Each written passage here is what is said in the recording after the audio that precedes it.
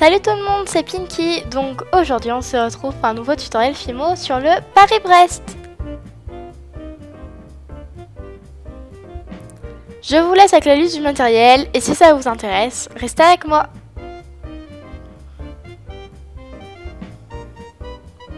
Pour commencer, vous allez faire un mélange de pâte blanche et un tout petit peu d'ocre que vous allez mélanger du coup pour faire votre pâte à gâteau. Donc vous voyez que j'ai coupé deux parts, une grosse et une petite. Avec la petite, je vais réaliser une petite boule en fait et je vais l'aplatir comme une galette en fait. Il faut qu'elle soit quand même bien plate, faut éviter les bosses et surtout qu'elle soit quand même bien lisse, qu'il n'y ait pas trop de traces. C'est quand même mieux. Ensuite, avec la grosse part, je vais refaire une boule. Et avec cette boule, je vais réaliser un dôme. Comme un hamburger. Sauf qu'il faut qu'il soit un tout petit peu moins volumineux au-dessus. Il faut qu'il soit un petit peu aplati sur le haut. Après, c'est une question de goût, mais je pense que c'est quand même ce qu'il faut faire parce que après... quand on met le trou, ça fait quand même un petit peu bizarre à la fin. Ensuite, vous allez vérifier que vos deux parts sont bien du même diamètre.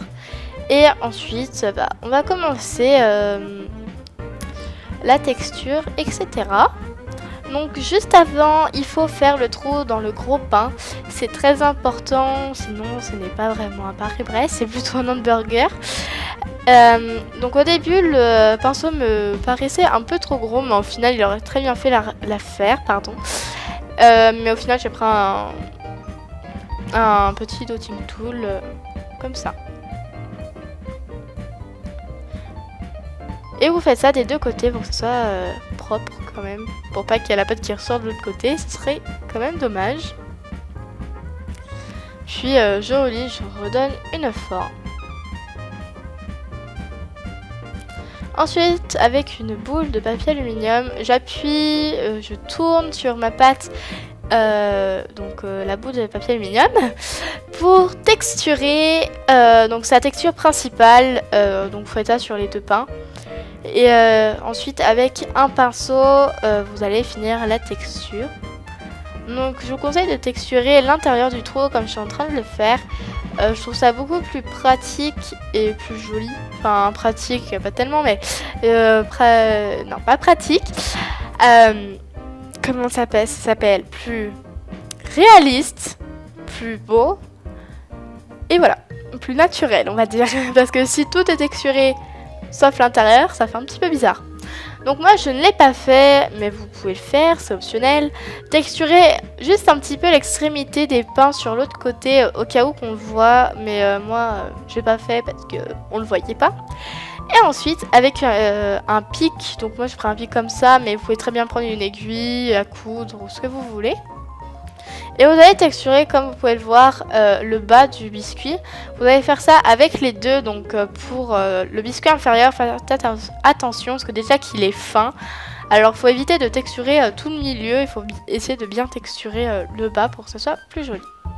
Après c'est optionnel, hein, c'est juste pour donner une petite touche de réalisme. Donc voilà.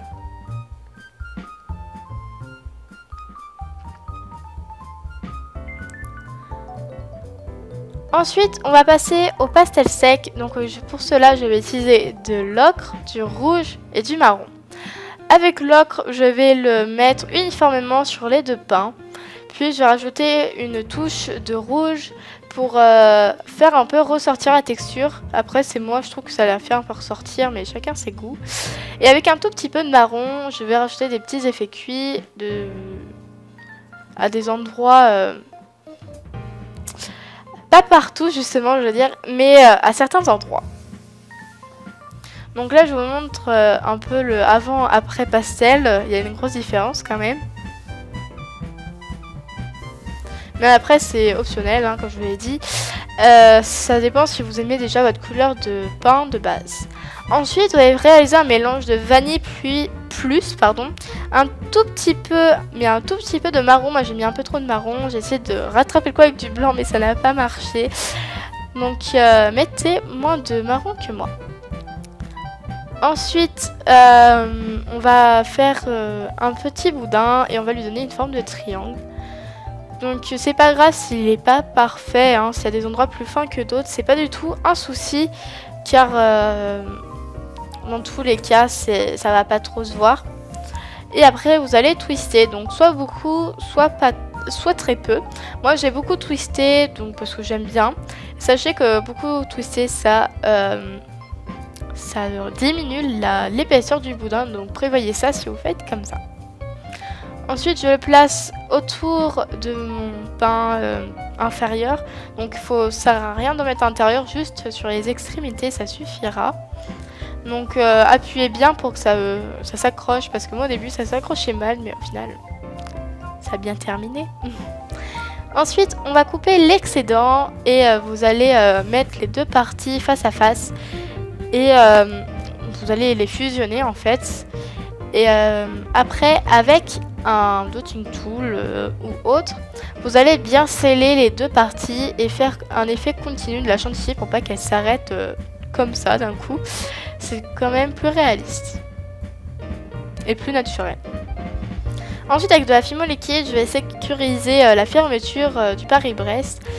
Donc pour le pain supérieur, parce que moi je préfère en mettre, parce qu'après je sais pas s'il va vraiment tenir. Donc après c'est optionnel, hein. Si vous n'en avez pas, vous pouvez très bien faire, ça peut faire l'affaire comme cela. Bon bah quand même, après on va quand même mettre un peu de décoration. Donc on va rajouter des petites graines, ou je sais pas si c'est des amandes. Donc en fait vous avez fait un petit boudin très fin de vanille. Vous allez donner une forme de graine comme vous pouvez le voir. Et vous allez mettre à 110 degrés pendant 30 minutes au four comme une création au final. Et après vous allez découper plein de fines tranches. Et avec de la fimo liquide, vous allez les disposer sur votre biscuit. Donc pour cela, en fait, vous allez mettre un petit peu de fimo liquide sur votre pain. Et après remettre un peu de fimo liquide sur le pic pour pouvoir mieux s'accrocher aux morceaux de fimo cuite. Et donc voilà, parce que moi j'ai pas fait ça et c'était vraiment pas pratique, mais après je l'ai fait et ça m'a changé la vie, on va dire. Donc voilà le résultat. Donc j'ai pas encore tout à fait terminé, il y avait quand même des petits trous de part et d'autre. Donc après vous remplissez à votre guise, comme vous voulez, si vous voulez en avoir très peu ou beaucoup, ça dépend. Et après vous pouvez refixer un petit peu avec de la fimo liquide tous vos petits morceaux. Mais ça après c'est pas obligatoire, hein. Moi j'ai bien appuyé dessus pour bien qu'ils s'imprègnent dans la pâte crue. Donc voilà, je n'y arrivais pas, ça se décollait, ça se remettait, c'était un peu la galère. Mais au final, on est content du résultat. Ensuite, je vais faire tomber en pluie du pastel sec blanc. Pour faire, vous savez, le sucre glace, j'avais perdu le mot. Donc ça c'est juste une touche de réalisme gourmande. Après, c'est complètement optionnel. Donc voilà le résultat. Donc moi je le trouve un petit peu gros, mais c'est ce qui fait qu'il est un peu mignon quand même. Faut bien que ce soit mignon les Paris-Brest, hein. Donc voilà, ça m'a fait plaisir de faire cette vidéo. J'espère qu'elle vous aura plu et à samedi.